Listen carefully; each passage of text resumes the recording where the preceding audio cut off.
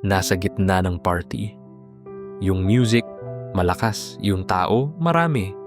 Yung energy, high. At sila, nandun. Nag-uusap, tumatawa, present. Pero sa loob, counting down. Hindi yung counting down na bored. Hindi yung ayaw nila ng party. Enjoying naman sila. Pero may timer sa ulo nila. May invisible battery na slowly nauubos. At alam nila, in an hour or two, ubos na. Empty. At kailangan ng umuwi. Napansin mo na ba yung mga taong ganyan? Yung okay naman sila sa social gatherings. Hindi naman sila awkward or rude. Actually, may moments pa na sila pa yung funny. Sila pa yung may interesting na kwento. Pero after a few hours, parang biglang nag-switch. Parang bigla silang tahimik. Parang gusto na nilang umalis kahit hindi pa tapos yung event. At madalas, nami-misunderstand sila. Ano ba yan? Enjoy naman tapos aalis na agad. Suplado, suplada ba yan? Ayaw ba nila sa atin? Pero hindi yun ang totoo. Kasi ang mga taong yan hindi antisocial, introverted. At may difference yan. Malaking difference. Ang antisocial, ayaw ng tao. Ayaw ng interaction. Ayaw ng connection. Pero ang introverted, gusto nila ng connection. Gusto nila ng meaningful conversation. Gusto nila ng social interaction. Pero nauubusan sila ng energy doing it. At yan ang hindi naintindihan ng marami. Kasi ang assumption, kapag nag-enjoy ka, dapat mas gusto mo pang magstay. Pero para sa kanila, enjoying something at being drained by it, sabay nangyayari. Imagine mo yung taong ganyan sa family reunion. Nandun sila.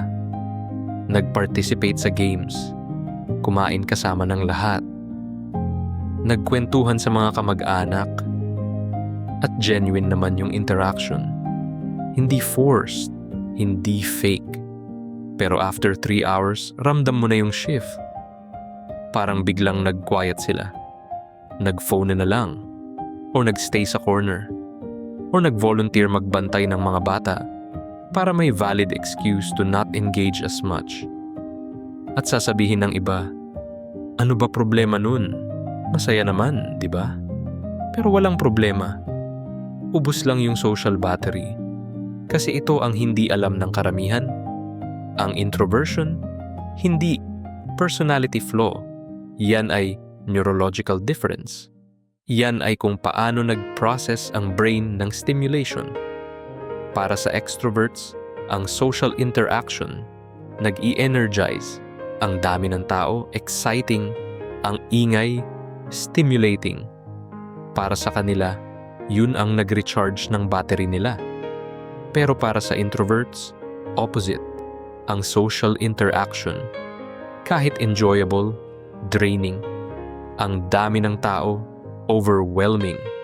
Ang ingay, exhausting. Para sa kanila, ang solitude ang nag-recharge.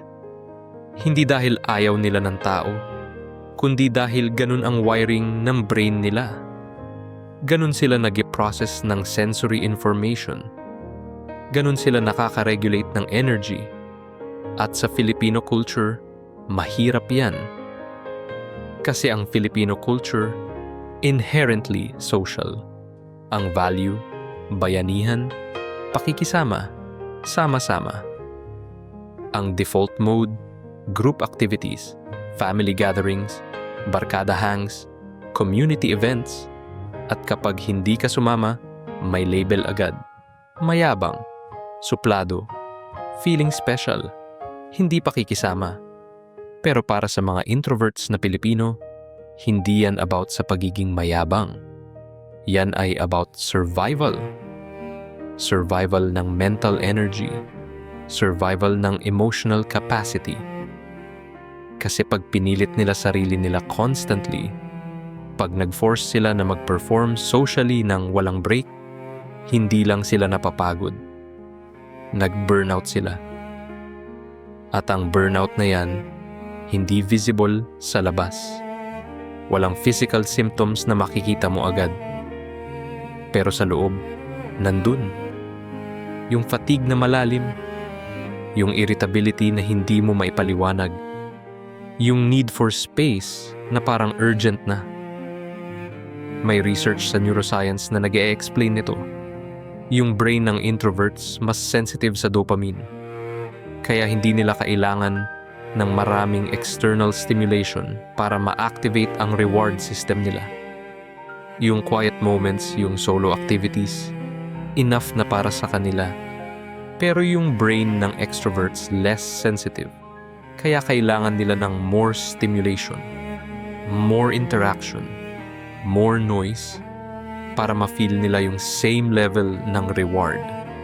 Hindi mas mabuti o mas masama, just different wiring. Pero ang problema, ang mundo designed for extroverts. Ang expectations, extroverted. Ang standard ng success, extroverted. Network, socialize. Be visible. Be loud. Be out there. At para sa introverts, yung constant pressure na yan, exhausting. Kasi hindi naman nila ayaw mag-succeed. Hindi naman nila ayaw mag-connect. Gusto nila, pero gusto nila sa pace nila.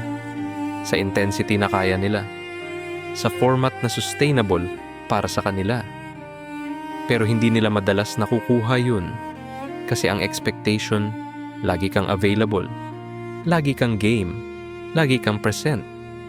At kapag hindi, may something wrong sa'yo.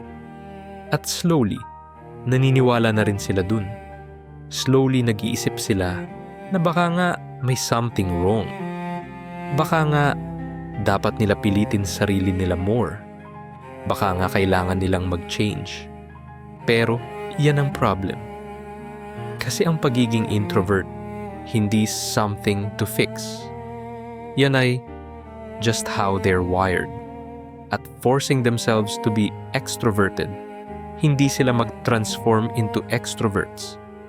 Mag-e-exhaust lang sila pretending to be someone they're not. At ang irony, ang mga introverts may strengths na hindi obvious.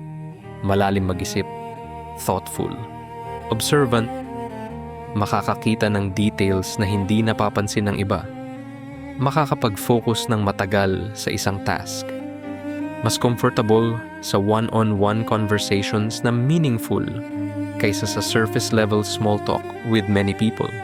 Pero yung strengths na yan hindi na-emphasize kasi ang valued qualities, yung extroverted traits, confidence, charisma, sociability. At hindi naman kasalanan ng extroverts yan. Hindi naman nila intention na mag-dominate ng standards. Pero ang reality lang talaga, mas marami silang tao. Mas loud ang voices nila. Kaya naturally, ang norms based sa kanila. Pero deserve din ng introverts ng space. Deserve nila ng understanding na hindi sila suplado. Hindi sila unfriendly. Hindi sila may attitude. Recharged lang sila differently. At okay yun. Kaya ito, kung ikaw yung taong introvert, kung ikaw yung nauubusan ng social battery, kahit nag-i-enjoy ka, marinig mo to. Walang mali sa'yo. Hindi ka broken, hindi ka antisocial, hindi ka weird. Iba lang yung wiring mo. Iba lang yung way mo ng processing the world. At valid yan. Hindi mo kailangang mag-apologize dahil kailangan mo ng alone time. Hindi mo kailangang mag-explain ng paulit-ulit kung bakit prefer mo ang quiet. Hindi mo kailangang mag-force na magstay sa party kung alam mong ubos na battery mo. At sana, yung mga tao sa paligid mo, maintindihan nila yan. Maintindihan nila na leaving early, hindi dahil ayaw mo sa kanila, kundi dahil kailangan mo nang mag-recharge. Na hindi ka sumama sa next gathering, hindi dahil snub ka, kundi dahil kailangan mo ng rest from the last one.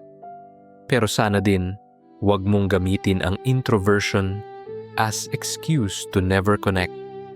Kasi while you need solitude to recharge, kailangan mo pa rin ng connection to thrive. Balance lang. Know your limits. Honor your need for space. Pero allow yourself din to show up. Kahit konti. Kahit sa small doses. Kasi deserve mo ng relationships. Deserve mo ng connections. Kahit hindi kayong tipo na laging nandun sa bawat event. Kahit hindi kayong tipo na laging loud sa grupo. Yung right people, yung maiintindihan yan. Yung right people, hindi ka pipilitin. Yung right people, irerespeto nila yung boundaries mo. At hihintayin ka nila kapag ready ka nang lumabas ng shell mo. At ikaw naman, sana bigyan mo sarili mo ng permission. Permission na mag-recharge. Permission na umuwi ng maaga. Permission na mag-decline minsan. Permission na maging totoo sa need mo for quiet. Kasi deserve mo yun. Hindi dahil special ka o deserve mo ng special treatment. Kundi dahil yan ang kailangan mo. At kailangan mo siya to function well. To be present well when you do show up. At yun naman ang goal, di ba? Hindi yung laging nandun ka. Yung pag nandun ka, tunay kang present. Tunay kang nag-i-engage, hindi yung physically present, pero mentally and emotionally checked out. Na kasi ubos ka na. Kaya sana, intindihin mo sarili mo. Intindihin mo yung limits mo. Intindihin mo yung needs mo. At sana, intindihin ka rin ng iba. Kasi ikaw, kahit introvert, deserving ng connection. Deserving ng understanding, deserving ng space to be yourself. At sana, tandaan mo yan.